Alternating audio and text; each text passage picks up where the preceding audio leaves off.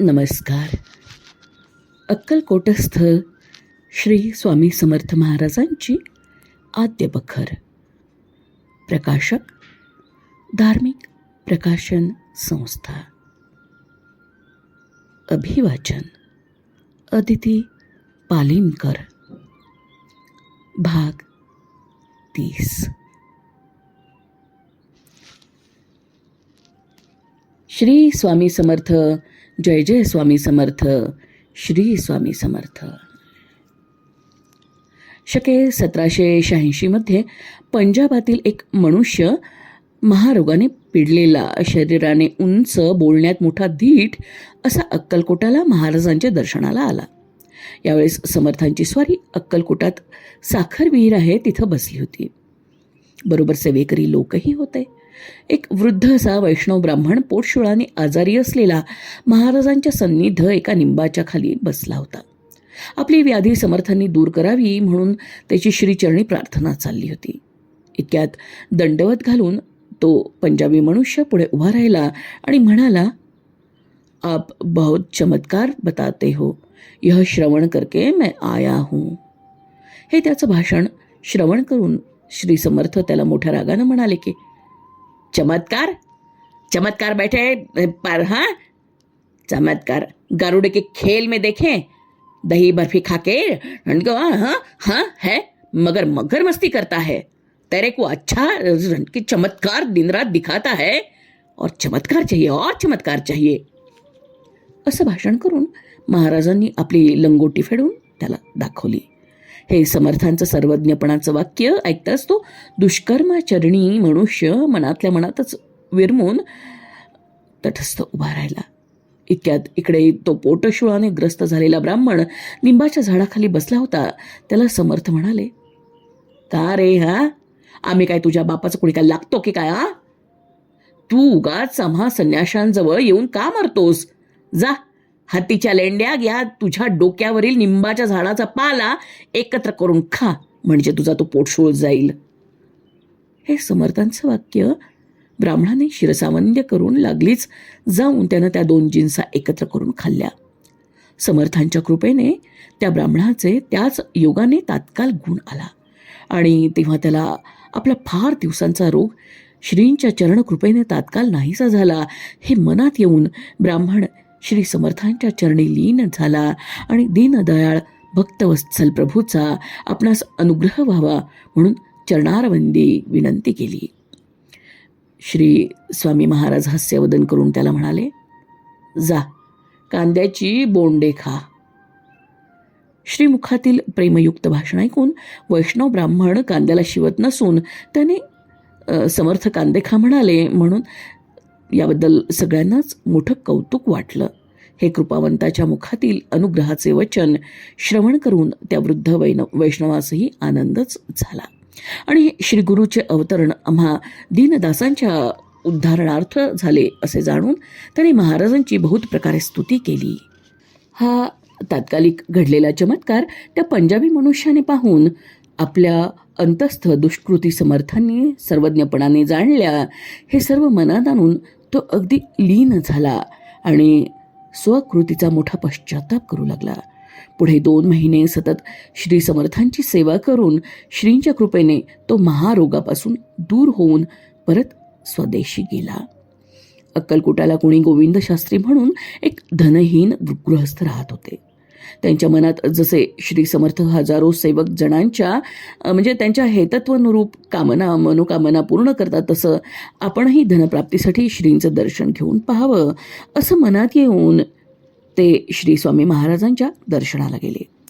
श्रींचं दर्शन घेऊन ते खाली बसले. तोच समर्थांनी त्यांच्या मनातील आशय जाणून त्यांना आज्ञा केली की, तुमच्या घराच्या परसात पारीचं जे झाड आहे त्याखाली आहे ते घेऊन स्वस्थ हरिहरी करत बसा.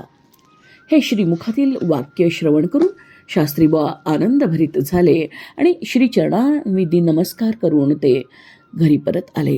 जाऊन समर्थांच्या आज्ञेप्रमाणे परसातील फुलझाडाखाली खोदून पाहिले तो तिथे पुरलेले धन त्यांना सापडले. अशा प्रकारे आयता धनलाभ झाल्यावर मग शास्त्रीबुवांच्या आनंदाला काय विचारावं. ते मोठ्या प्रेमभराने श्री यतिराजांचे गुणानुवाद गाऊ लागले आणि पुढेही श्रींच्या आज्ञेप्रमाणेच त्यांनी हरी हरी म्हणून काळ घालवला. ही सर्व हकीकत ब्रह्मनिष्ठ बुवांनी स्वतः पाहिलेली आहे. श्री स्वामी महाराजांच्या दर्शनाला एकेवेळी अक्कलकोटाला कोणी बसप्पा नावाचा तेली आला. या तेल्याची बायको 3 मुलगे होऊन वारली होती. तेली वयानं 75 वर्षांचा वृद्ध झाला असून स्थिती अगदी गरिबाची होती. त्यामुळे त्याला पोटभर अन्न देखील मिळत नसे. या सर्व त्रासाने 3 मुलगे घेऊन तो महाराजांजवळ द्रव्य मागावं या हेतूने आला होता. श्री समर्थांचं दर्शन घेऊन तेली उद्विग्न सन्निध उभा होता. तोच दुसरा कोणी ब्राह्मण कोकणातून आपल्याला संतती व्हावी म्हणून श्रींचे दर्शनास सहकुटुंब त्याच वेळी तिथे आला. यावेळेस श्री समर्थ महाराज शेख नुरुद्दीन साहेबांच्या दर्ग्याजवळ होते.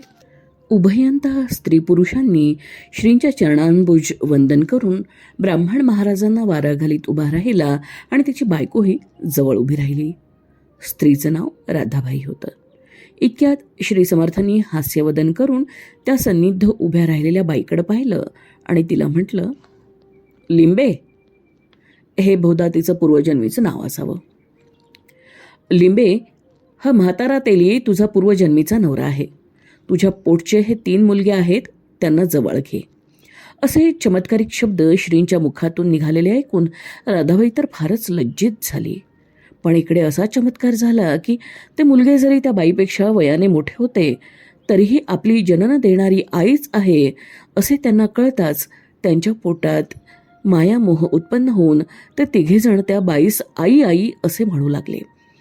हे पाहून त्या वृद्ध तेलाच्या डोळ्यातून अश्रुपात होऊ लागले आणि त्या बाईलाही त्या मुलांबद्दल प्रेम उत्पन्न होऊन तिने त्यांना जवळ घेतलं आणि मोठ्या स्नेहानं त्यांना आलिंगन देऊन त्यांची मुखे कुरवाळली.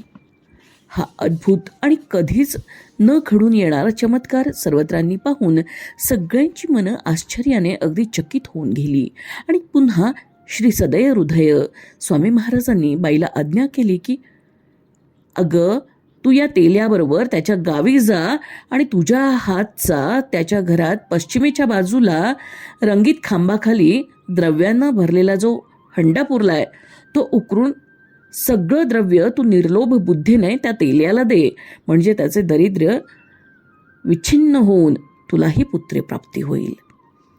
याप्रमाणे समर्थांची आज्ञा होताच ते सर्वजण त्या तेल्याचे घर अक्कलकोटापासून सुमारे 24 कोसांवर होते त्या गावी गेले आणि त्यांच्या घरातील खांबाखाली उकरून पाहतात तो श्रींच्या वचनाप्रमाणे द्रव्याचा हंडा त्यांना सापडला. श्री समर्थांच्या आज्ञेप्रमाणे त्या बाईने ते सर्व द्रव्य त्या तेल्याच्या स्वाधीन केलं. तेल्याला संपत्ती मिळाल्याने त्याच्या जन्माचं दारिद्र्य नाहीसं झालं. इकडे राधाबाई परत आपल्या घरी आली. पुढे श्री महाराजांच्या आशीर्वाद करून त्याच वर्षी बाईला पुत्रप्राप्ती झाली. याप्रमाणे श्री स्वामी समर्थांनी उभयंता शरणगतास आपल्या अतर्क्य सर्वज्ञपणाचा किंचित चमत्कार लीलामिशाने दाखवून त्यांना पूर्वजन्मांची ओळख दिली आणि त्यांचे उभयंताचे मानसिक भिन्न हेतू एकमेकांच्या हातून सिद्धीस नेले. शके 1779 एकेवेळी अक्कलकोटाला समर्थांची स्वारी विष्णूबाबा ओंडसर यांच्या ओट्यावर बसली होती. त्यावेळेस समर्थ अतिशय क्रोधात असल्यामुळे केवळ नृसिंह अवतारातच दिसत होते. एकदा त्यांनी असं उग्र रूप धारण केलं की त्यांच्या पुढे जाण्याची कोणाचीच छाती होत नसे. ते उग्र तेज पाहताच पाहणाऱ्याचा शक्तिपात होई. मग पुढे कोण जाणार आणि कसं जाणार, अशी काही विलक्षण त्या स्वरूपास उग्रता येत असे. असो, याचवेळी पुण्याहून कोणी गृहस्थ बरोबर बायको आणि मेहुणा असे घेऊन पोटी संतान नव्हती त्या प्रत्यर्थ महाराजांची सेवा करण्यासाठी 1 महिना अक्कलकोटास येऊन राहिले होते. ते समर्थांच्या दर्शनाला आले. बाईने समर्थांना नमस्कार करून उत्तम प्रकारचा 14 गुणी तांबूल तयार करून आणला होता. तो महाराजांच्या मुखात ती देऊ लागली. तोच श्री यतिराज क्रोधावशाने तिला म्हणाले की, अगे, 7 वर्ष सतत तुझ्या सख्ख्या भावाबरोबर तू अशी राहतेस आणि त्याला विडा दे, आम्हाला कशाला देतेस? हा, चल जा. अशा प्रकारचे समर्थांचे मोठ्या कडाक्याचे गंभीर भाषण ऐकून उभयंता बहीण भाऊ भयानं थरथर कापू लागले. त्यांना आता आपले काय होते याची मोठी भीती पडली आणि लागलीच त्यांनी तिथून पळ काढला. हे सर्व कृत्य सभोवतालच्या मंडळींनी पाहून सर्वजण अगदी थक्क होऊन जागच्या जागी स्वस्थ बसले. इतक्यात एक चोखामेळा भजन करणारा तिथे आला आणि श्रींच्या चरणी जोहार मायबाप करून श्रींचे केवळ नृसिंह रूप पाहून प्रल्हादावर नृसिंह अवतारी परमेश्वराने कृपा केली त्याबद्दलचं अभंग तो म्हणू लागला. सर्व लोक त्याचं प्रेमळ भजन ऐकून अगदी भजनात गर्क झाले. शेवटी हे त्याचे समयोचित दयार्द्र भजन सदैव हृदय महाराजांनी श्रवण करून जरी स्वारी अतिशय कोपायमान झालेली होती तरी प्रेमपान्हा फुटून समर्थ पोट धरून गदगदा हसू लागले. नृसिंह अवतारी हिरण्यकश्यपू बघून देखील महाराजांचा कोप शांत झाला नाही. ते उग्र रूप पाहून सर्व देव तर भयानं पळून गेले.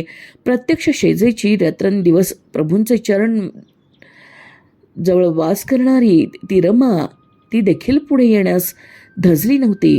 परंतु त्या समयी 5 वर्षांचा अर्भक जो प्रल्हाद त्यानं या उग्र तेजास न भिता एकदम श्रींच्या चरणी मिठी मारली आणि त्या सरसे जसे ते प्रलयाग्नी समान कोपलेले परब्रह्म शांत होऊन त्या प्रल्हादास आशीर्वचन देते झाले. तद्वतच या नीच जातीच्या भक्तावर श्री समर्थ दयाघन वळून त्यास प्रसाद स्वहस्ते देते झाले आणि म्हणाले की तुझा मुलगा मोठा सत्पुरुष होईल. तुला जन्मभर अन्न वस्त्र सुखाने मिळते. जा.